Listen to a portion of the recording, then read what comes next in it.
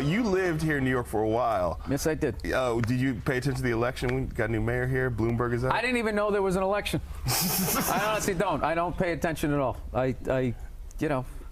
It's funny. Bankers get bonuses of any way. The upper echelon get from like 10 million up to 100 million, and the president of the United States makes like 400 grand a year.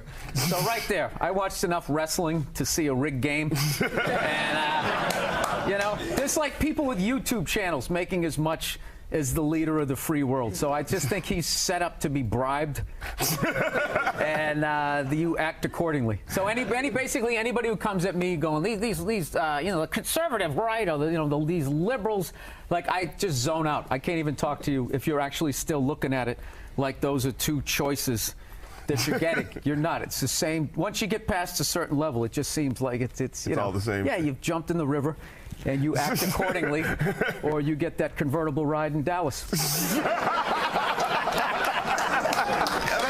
You are a major conspiracy theorist. I'm a realist, though. Yes. Conspiracy theory has gotten a bad name where now it's become synonymous with like moronic thought. Like if you're into conspiracy theory, if you think like the bankers need to be stopped, then you also think the moon is made out of cheese, and you think that there's shifters and like lizard people. You know, they just try to knock it down. It's like this country started with a conspiracy. That's how it came. We won, so they're considered heroes and rebels, you know, whatever, revolutionaries. But if they lost, they would be hanged for conspiring. Yeah. It's not like it spontaneously happened. Yeah. Like all of a sudden everybody just picked up a gun and started shooting at the British. You know, they sat around.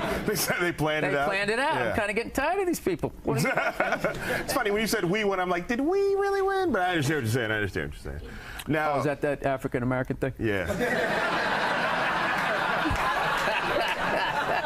I think cynical, I think that's like just sort of a widely used term, that if you actually question something that's obviously up, you're considered cynical. As far as what's going on in the economy in the U.S., I went down the conspiracy theory road, and I got so far down the rabbit hole, I was ready to buy a gun and this thing that I found that could suck moisture out of the atmosphere and make my own drinking water. And then somebody just said, yeah, that's kind of like a, what are those things that singers have in their bedrooms? What do you call those things? I think it's with an H. Humidifier, thank you. They go, that's kind of like you just find a humidifier. It's going to cost you $1,200, so I decided not to do it. No, I read up on it, you know, just a bunch of scary things about the Federal Reserve and how evidently our money is just paper that used to be a receipt for gold that you can't claim anymore. I started reading stuff like that. Next thing you know, I was trying to learn how to like plant zucchini on the balcony of my one-bedroom apartment. I don't like how people vote. They vote like, well, that guy's never going to win. So that's not a good reason to not vote for a guy like that, I feel. I'm not telling you how to vote. I'm not trying to be a like that, but like, I will vote for a guy like that because I want to encourage more people, more crazy people to run. We have guys like Ron Paul who are running, who actually say what everybody says in bars, that these corporations are a bunch of corrupt pieces of shit. These bankers need to be regulated. All right, how are you?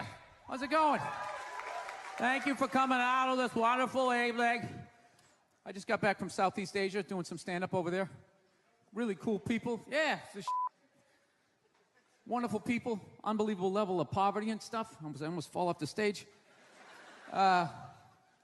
Makes it hard to complain, though, you know?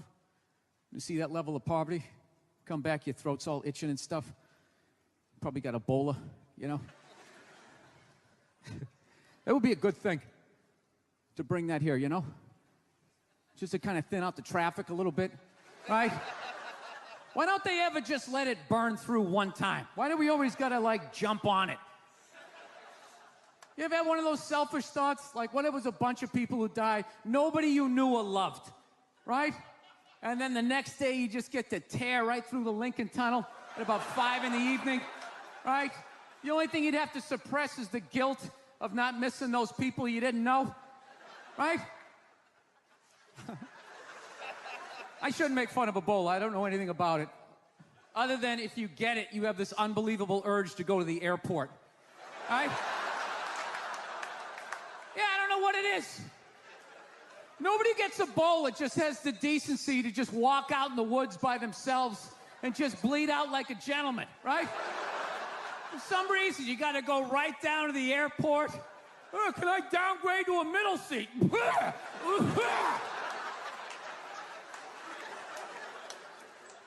So, I'm sick of Obama's wife. Yeah. This isn't some Republican rant either. It's just kind of first ladies in general. You know, I don't know what it is. All throughout my life, with each presidency, like these first ladies, they've just gotten more and more like chatty.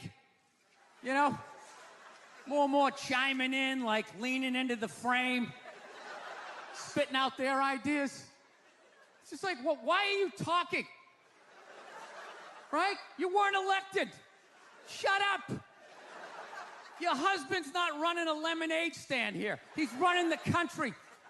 You don't just chime in. Let me guess, is this considered sexist? It is? Why? Well, okay, you just nodded there, lady. Let me ask you this, all right? Let's say you had a leak in your house, okay? You call a plumber up. He shows up, and he goes, yeah, I think the leak's coming from the upstairs bathroom. We need to shut it up, blah, blah. Then all of a sudden, his wife walks in, who isn't a plumber. And then goes, hey, you know, I'm actually thinking it's kind of... Wouldn't you be like, with all due respect, shut the up. I need a plumber in this moment. I'll extend an olive branch here. All right, at some point, there's going to be the first female president, right? Exactly. Which means at that moment, you're going to have the first male first lady, right? And when that happens, that dude needs to shut his trap. I don't want to hear a word out of him. I want to hear from the president. You, sir, go do some first lady stuff, all right? Go get yourself some gloves that go up to your elbows. Smile and nod during speeches. Go put your own flair redecorating the White House, right? Which leads you to Michelle Obama, right? Now she's sitting there holding up those hashtags. Remember that hashtag, bring back our girls? Remember that? It's like, that blew my mind. It's like, why are you showing me that? I'm a stand-up comedian. Like, what am I gonna do to get those girls back? Why don't you look across the dinner table? It's like, you see that guy? That is the leader of the free world. Tell him to pick up a phone, call some Navy SEALs and solve it. What am I gonna do? Show up with a sharpened mic stand? Hey, Michelle said to bring him back. Oh, it's unreal.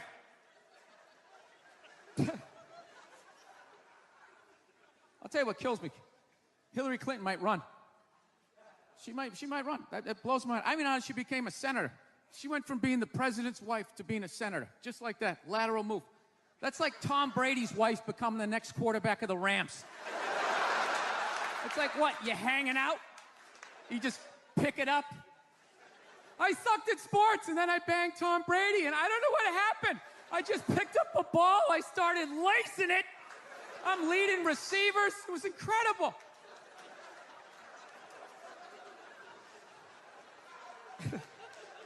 I knew it was going to be like this. You know what's funny? There's actually people out there that think a woman being president is actually a good idea. You know? Can you believe that? See that they do? That'll do something. That'll change things. How? How the is that going to change anything? Do you know what the president makes a year? The president makes $400,000 a year. That's it. He's trying to keep billionaires in line, making $400,000 a year. That's all he makes. He makes less than some people blogging on the internet. The president should have you money, right? He shouldn't be sitting there with his pockets turned inside. I need your help to get me the job, right?